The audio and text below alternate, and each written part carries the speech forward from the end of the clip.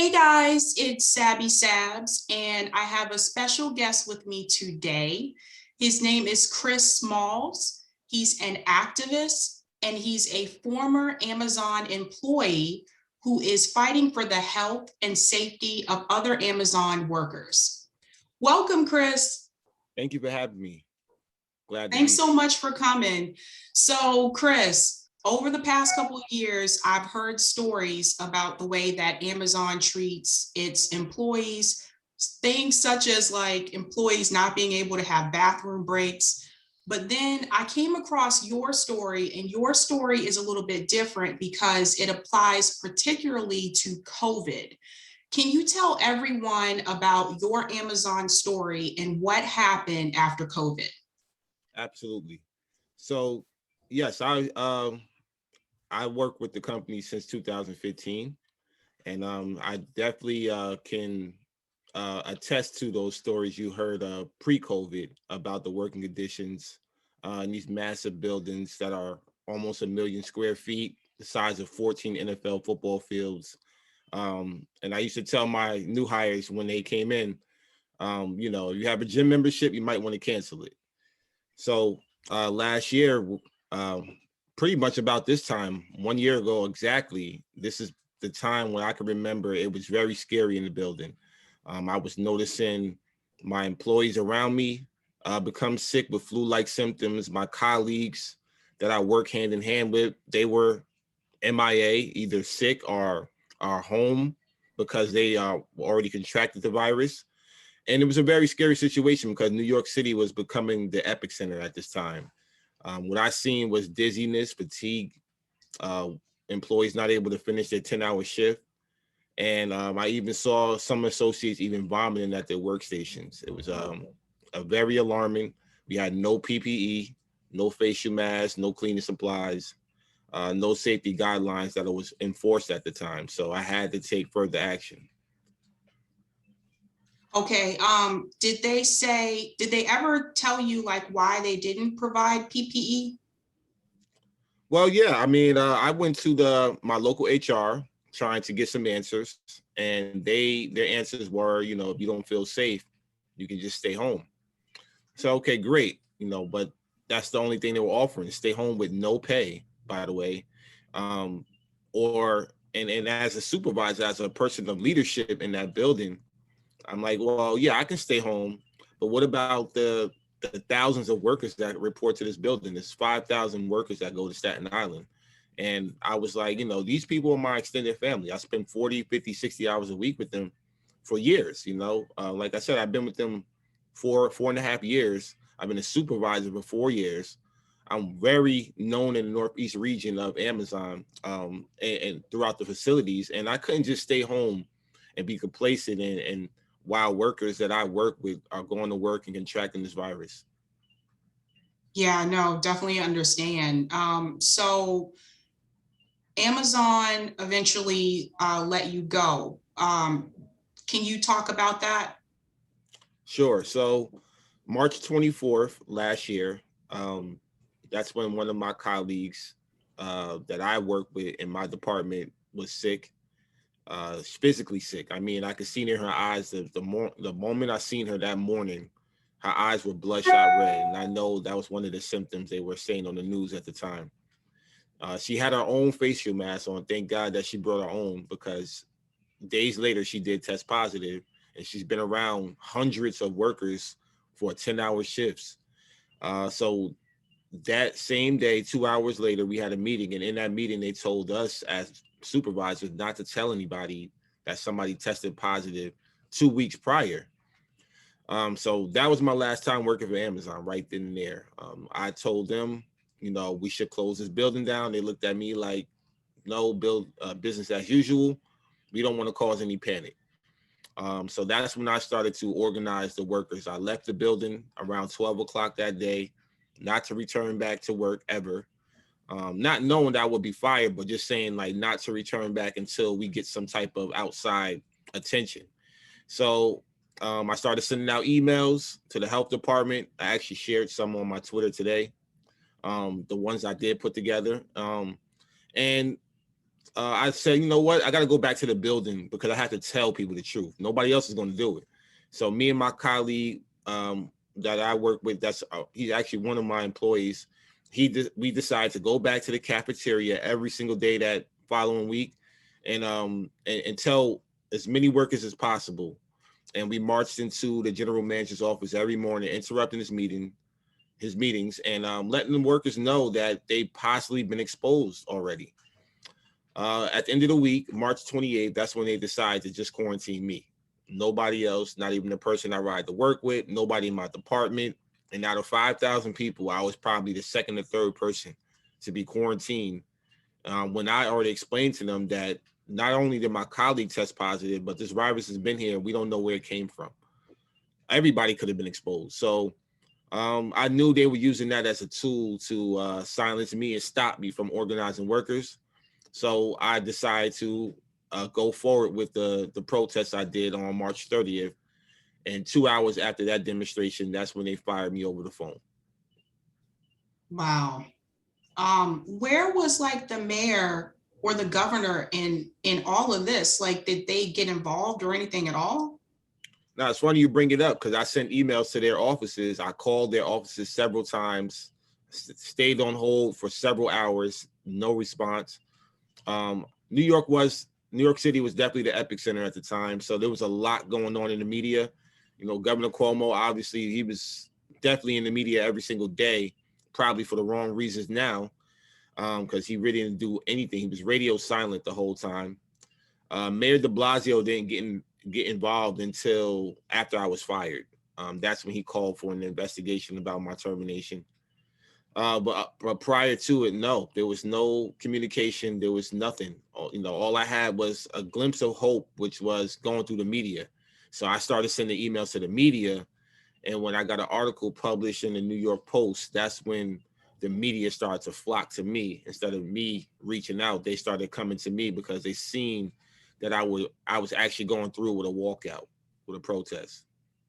Yeah, because otherwise the rest of us wouldn't have known. Oh no, Like, absolutely not. now I know that Amazon employees are trying to unionize in Alabama. How is that going, and what would that mean for Amazon workers if they have a union? Everything. I was just down there in Alabama a few weeks ago, stood in solidarity with the union and the workers down there that are organizing this effort. And this is exactly what's needed. We don't have any protections as essential workers. And as Amazon employees, what happened to me can happen to anybody as of now without unions. And this is the most important union drive since the 1930s, since the Great Depression. And we've seen the economic collapse back then. In 2020, obviously, there's been an economic collapse. Half of us facing unemployment and eviction. Myself, unemployment with no health insurance as we speak, even a year later. So I had to express how important, by going down there, traveling to Alabama, how important this union is to all of us. 800,000 workers for Amazon nationwide, over 1.5 million worldwide. Overseas in other countries, they're unionized, Germany, France, Italy. But over here, we seem to allow them to do whatever they want and retaliate and exploit workers. So this is very important. And the drive ends on March 29th. So we're just showing our solidarity until then. And what has been Jeff Bezos' response to all of this?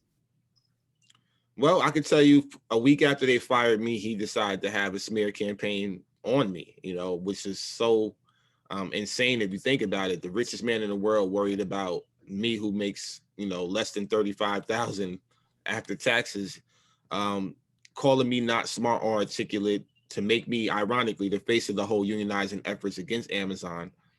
So that right there motivated me.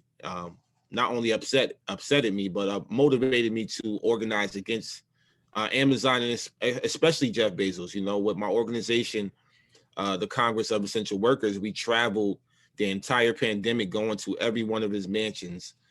New York City at his $80 million mansion, Washington, D.C., his $28 million mansion. Then we went out west to his $165 million mansion in Beverly Hills. and we went to his first mansion in Medina, Seattle, and we also hit up the Amazon headquarters while we was out there as well. So he needs to be held accountable, ultimately, and that's what it's about as well. Even though he stepped down as a CEO, he was a CEO for 27 years, and he was a CEO during the coronavirus. So he still needs to be held accountable.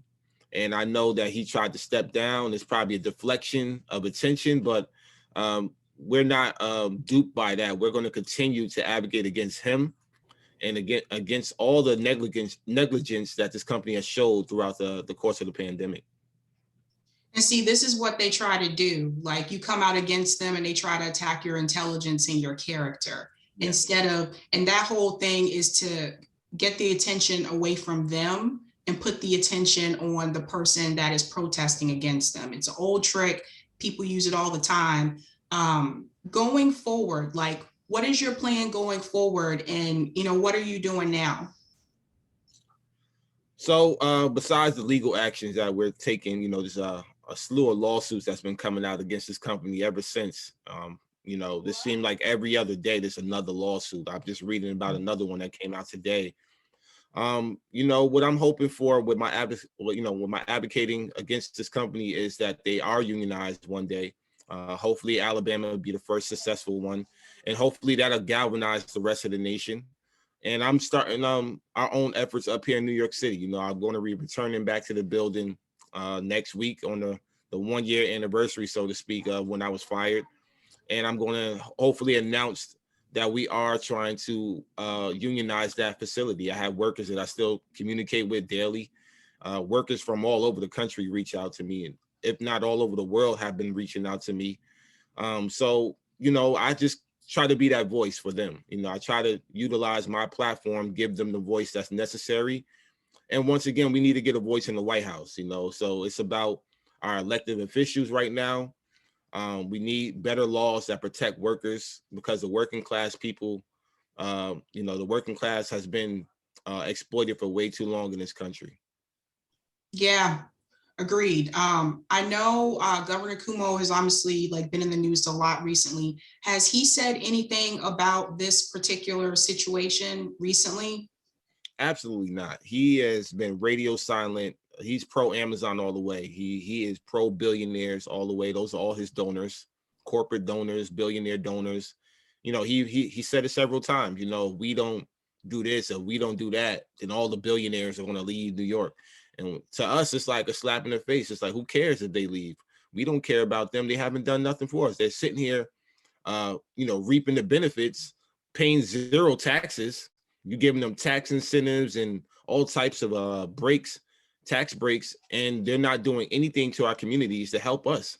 So we don't care if the billionaires leave New York, to be honest with you, unless they're being taxed. So he has said nothing about Amazon. He is definitely, I think they even called him Amazon Cuomo at one point. So he's definitely not on our side when it comes to this fight. And it's a shame that he's the governor. And we protested outside of his office several times. I know I've been out there at least 3 times with not only just Amazon workers. We're talking about doctors, nurses, MTA, bus drivers, train operators. These people have died, and nothing has been done. There's no justice for us. I know that Governor Cuomo is under a lot of scrutiny right now. I personally think that he needs to do the right thing and step down. Oh yeah. How do you feel about that? Agree 100%. If he's not stepping down, they need to file for an impeachment. And I know people have been protesting every other day about it. So even on the same day that we did an action, which was this past Saturday, March 20th, there was a huge demonstration for his impeachment. So I hope one or the other happens. He either resigns or he gets impeached, because he should no longer be in office. How are you feeling about, NYC has a big mayor race coming up. It looks like Andrew Yang is leading in the polls. I've also heard really good things about Diane Morales. What's your take on that? I endorse Diane Morales 100,000%. She has absolutely been in the streets with us protesting.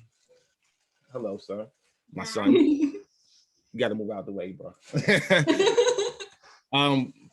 Yeah, my endorsement is going towards Diane Morales. She is representing the people the right way. She's been in the picket lines. She's been on the front lines with us. She definitely supports Amazon workers. She will be at my event actually next week on March 30th as a speaker, a guest speaker. And I'm hoping that she pulls it off. You know, Andrew Yang, he's a good candidate. I'm not going to knock him for that. You know, he says a lot of the right things, but I don't like the fact that he wasn't here during the pandemic and decide to show up afterwards and try to parade around the city like he's supporting us when he hasn't been here. So that's the only thing that I really ding at him on when it comes to his campaign, and the fact that he don't know what a bodega is too. But you know, that's little stuff. But you know, those two are my top picks if I was to say either or. But I'm definitely riding with Diane Morales. And Diane is from New York, right? From Brooklyn. Okay, yeah. I used to live in Brooklyn a long time ago. Yeah. Yeah, it's good to like New York fights for New York. But yeah, I hope that she gets more press and more attention. I've seen Andrew Yang like on everything and everywhere. When you say that like he wasn't in New York during the pandemic, do you know where he was? I'm just curious myself. I don't know. I think he took a retreat to you know, wherever. You know, he wasn't here. He was not here. I can tell you that. You know, I've been to plenty of demonstrations and protests in New York City, and Andrew Yang was nowhere to be found, and literally for the entire year. So for him to come now and he was kind of like a late bloomer into the mayor race, and he jumped in, and now he's parading around the city as if he's been here, you know, in solidarity with people struggling, and he hasn't. So that's a big problem for me when it comes to his campaign. It's a false narrative. You know, don't say you're in solidarity with workers and with struggling people when you abandon ship and then want to jump back and act like you're going to save the day. It doesn't work like that. And especially New Yorkers are definitely going to take notice of that. I think some have. But Diane Morales, she's like the underdog, and I like underdogs. And she represents the working class people, you know, to me, because she's a single Black parent. Reminds me of my mother a lot. And she's a fighter. You know, she's been out there advocating from day one, and I can attest to that. You know, I seen her. I even saw her in Washington, D.C. We went down to Washington, D.C. in August. And I really love the work that she's been doing. Yeah, that's awesome. I know that New York City, if she wins, she'll be the first Afro-Latina mayor. Oh, yeah. Yes. And that's another historical landmark, you know, just for women in general. But to have a woman of color in office, that'll be substantial and beneficial to everybody. I know she'll represent us the right way and really bring the city back to where it needs to be. Yes, I feel like New York has changed a lot since when I lived there. When I went back to visit, I think that was 2 years ago, and I went back to Brooklyn, and I was like, what happened to this neighborhood? Totally gentrified. You know, I was just in Harlem the same way, 125th and Malcolm X. That's where we had our rally. And it was like a whole new world for me, you know, seeing all these corporations and major companies take over, you know, that historical community. And it's just not the same anymore. New York is not the same in what it was, you know, 10, 15 years ago. And it's kind of sad, you know, it's sad to see that, you know, it's good to see business, but it's not good when you don't have the same type of energy and people and atmosphere that makes New York what it is. So I hope that one of these candidates can absolutely do that, bring back that real New York feeling and atmosphere without the corporations taking over everything. No, agreed. We have the same problem here in Boston. I've been here for almost 10 years, and it has changed dramatically. Most of the people that I run into in Boston are not from Boston, and that's fine. Like, transplants are cool. I was a transplant too, but it's definitely attracting more like tech people and startup people, and that drives the rent up. And Boston is very expensive to live in now than when I first like moved here.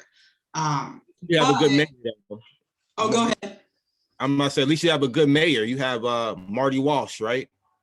Yeah, but he's leaving us. He's I going know. to go, work with Biden.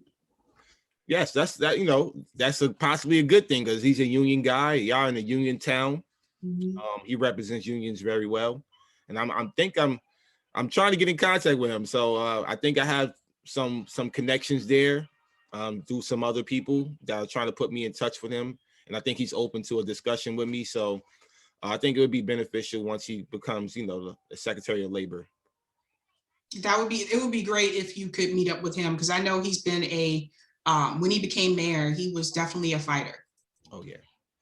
Oh yeah. So Chris, I have one more question for you. For people that want to get involved with like everything that you're doing with protesting and stuff like that, how can they get involved? Oh yeah. So my website at tcoew.org. We're on Facebook, Twitter, and Instagram at TCOEW, the Congress of Essential Workers. Follow me on Twitter as well, shut_down Amazon, no surprise there. And just reach out to me. I'm always trying to respond. I know I get flooded, but I try to find time for everybody. Even though with the media attention that I get and the platform that I have, I'm still a person that's a part of the community. I don't want to ever forget about where I came from. I've never been that type, even at Amazon. So please reach out and definitely get involved with anything that you see online. Awesome. Everyone, I'll be sure to put Chris's links in the description below. Chris, thanks so much for joining me today. Absolutely. Absolutely. Anytime. And I will be back. Y'all stay safe and take care. All right. Talk to you later. Take care.